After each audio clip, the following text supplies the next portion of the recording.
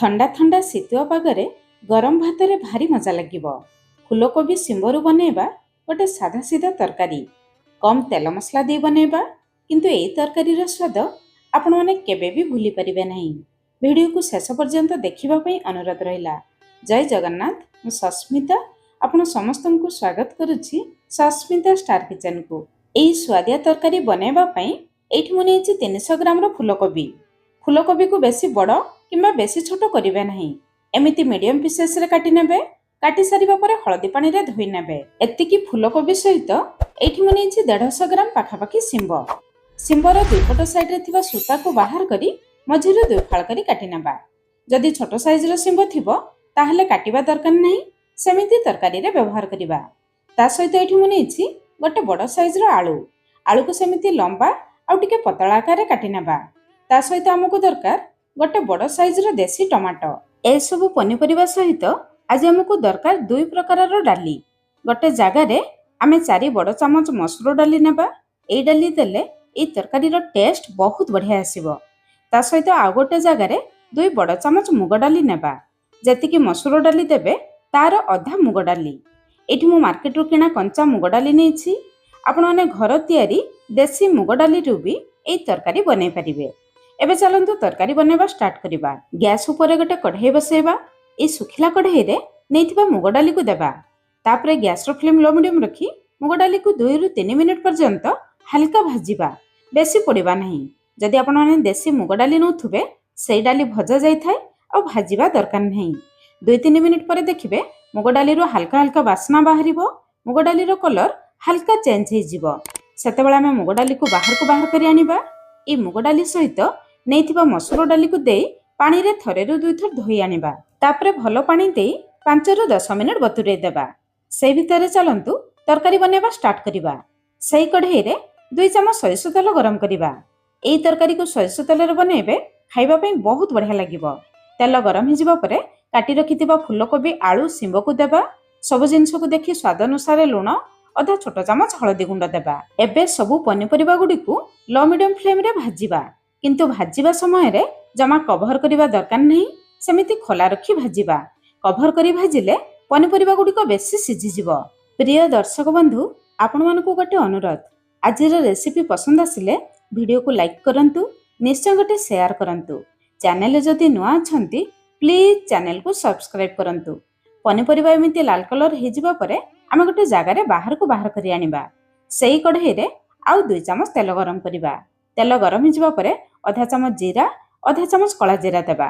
କଳା ଜିରା ଯଦି ଥିବ ନିଶ୍ଚୟ ଦେବେ, এই ତରକାରୀରେ ବହୁତ ବଢ଼ିଆ ଫ୍ଲେଭର ଆସିବ। ତା ସହିତ ଗୋଟେ ତେଜପତ୍ର। ଜିରା, କଳା ଜିରା ତେଲରେ ଫୁଟିଯିବା ପରେ ଗୋଟେ ବଡ଼ ସାଇଜର ପିଆଜ, ଗୋଟେ କଞ୍ଚା ଲଙ୍କା ଦେବା। ଆପଣମାନେ ଯେତିକି ରାଗ ଖାଇବେ ସେଇ ହିସାବରେ କଞ୍ଚା ଲଙ୍କା ଦେବେ। ଗ୍ୟାସର ଫ୍ଲେମ୍ ଲୋ ମିଡିୟମ ରଖି ପିଆଜକୁ ଟିକେ ଲାଲ କଲର ହେଲା ପର୍ଯ୍ୟନ୍ତ ଭାଜିବା। ପିଆଜ ଏତିକି ଲାଲ କଲର ହେଇଯିବା ପରେ ଆମେ ମସଲା ପାଇଁ 2 ଛୋଟ ଚାମଚ ଅଦା ରସୁଣ ପେଷ୍ଟ ଦେବା। ଯେଉଁଥିରେ ମୁଁ 12 ରୁ 14ଟି ରସୁଣ 1 ଇଞ୍ଚରୁ ଟିକେ କମ ଅଦାରେ ଅଳ୍ପ ପାଣି ଦେଇ ବାଟି ନେଇଥିଲି। ଆପଣମାନେ ଅଦା ରସୁଣ ଛେଚା ବି ଦେଇପାରିବେ। ଏବେ ଗ୍ୟାସର ଫ୍ଲେମ୍ ଲୋ ମିଡିୟମ ରଖି ଅଦା ରସୁଣର କଞ୍ଚା ବାସ୍ନା ଯିବା ପର୍ଯ୍ୟନ୍ତ ଆମେ ମସଲା ସହିତ କଷିବା। ଅଦା ରସୁଣ ମସଲା କଷିଯିବା ପରେ ଆମେ ନେଇଥିବା ଟମାଟୋକୁ କାଟିକି ଦେବା। ଏବେ ମସଲାରେ ଯେତିକି ଆମେ ଡାଲି ନେଇଛୁ, ଡାଲି ପାଇଁ ଆଉ ତରକାରୀରେ ଝୋଳକୁ ଦେଖି ସ୍ୱାଦ ଅନୁସାରେ ଲୁଣ ଦେବା। ପନିପରିବା ଭାଜିବା ସମୟରେ ପନିପରିବା ପାଇଁ ଲୁଣ ଦେଇଥିଲେ। ଅଧା ଛୋଟ ଚାମଚ ହଳଦୀ ଗୁଣ୍ଡ, ରାଗ ପାଇଁ ଅଧା ଛୋଟ ଚାମଚ ରାଗ ଲଙ୍କା ଗୁଣ୍ଡ, ଗୋଟେ କଞ୍ଚା ଲଙ୍କା ବି ଦେଇଥିଲେ।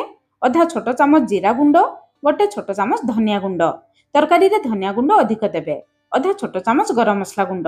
ବାସ୍ ଏତିକି ଘରୋଇ ଗୁଣ୍ଡ ମସଲା ଦେଇ ଆଜି ଆମେ ଏହି ତରକାରୀକୁ ବନେଇବା। ମସଲା କଷିବା ସମୟରେ ଯଦି ମସଲା ଶୁଖିଲା ଲାଗିବ ଅଧା କପ୍ ପାଖାପାଖି ପାଣି ଦେଇ ଆମେ ମସଲାକୁ କଷିବା।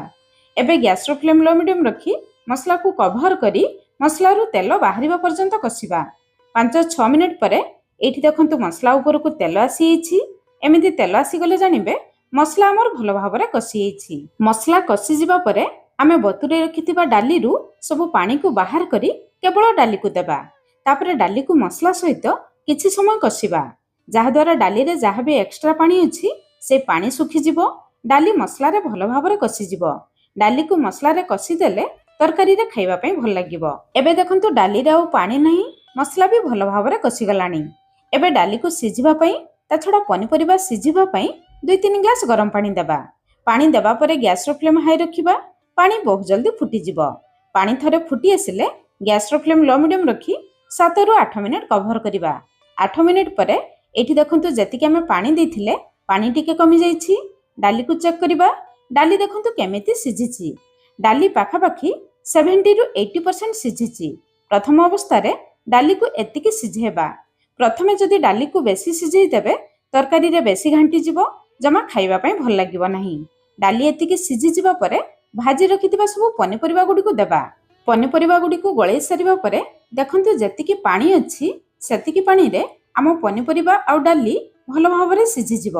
ଯଦି ୟାଠାରୁ ଆପଣଙ୍କର କମ୍ ପାଣି ଥିବ ଆପଣମାନେ ଦେଖିକି ଅଳ୍ପ ଗରମ ପାଣି ଦେବେ, ଜମା ଥଣ୍ଡା ପାଣି ଦେବେ ନାହିଁ।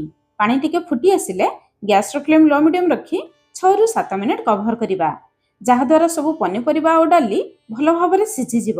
6-7 ମିନିଟ୍ ପରେ ଏଇଠି ଚାଲନ୍ତୁ ତରକାରୀକୁ ଚେକ୍ କରିବା। ଦେଖନ୍ତୁ ତରକାରୀ ଆଗ ଅପେକ୍ଷା ଟିକେ ବହଳିଆ ହେଇଯାଇଛି। ଏବେ ଆମେ ଫୁଲକୋବି ଆଳୁକୁ ଚେକ୍ କରିବା। ଦେଖନ୍ତୁ ଫୁଲକୋବି ଆଳୁ ସବୁ ଭଲ ଭାବରେ ସିଝି ଯାଇଛି, କିନ୍ତୁ ତରକାରୀରେ ଘାଣ୍ଟି ନାହିଁ। ତରକାରୀରେ ସବୁ ଜିନିଷ ଭଲ ଭାବରେ ସିଝି ଯାଇଥିବ କିନ୍ତୁ ଘାଣ୍ଟି ନଥିବ, ତାହେଲେ ତରକାରୀ ଦେଖିବା ପାଇଁ ଭଲ ଲାଗିବ, ଖାଇବା ପାଇଁ ମଧ୍ୟ ଭଲ ଲାଗିବ।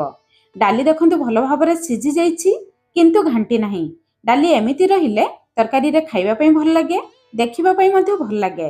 ଝୋଳ ଏତିକି ବହଳିଆ ରଖିବେ, ଗରମ ଭାତରେ ଖାଇବା ପାଇଁ ଭଲ ଲାଗିବ। ଶେଷରେ ଭଲ ବାସ୍ନା ପାଇଁ ବେଶ୍ କିଛି ଧନିଆ ପତ୍ର ଦେବା। ଏହି ଷ୍ଟେଜ୍ରେ ଯଦି ଆପଣମାନେ ଗୁଆ ଘିଅ ପସନ୍ଦ କରୁଥିବେ 1 ଛୋଟ ଚାମଚ ଦେବେ।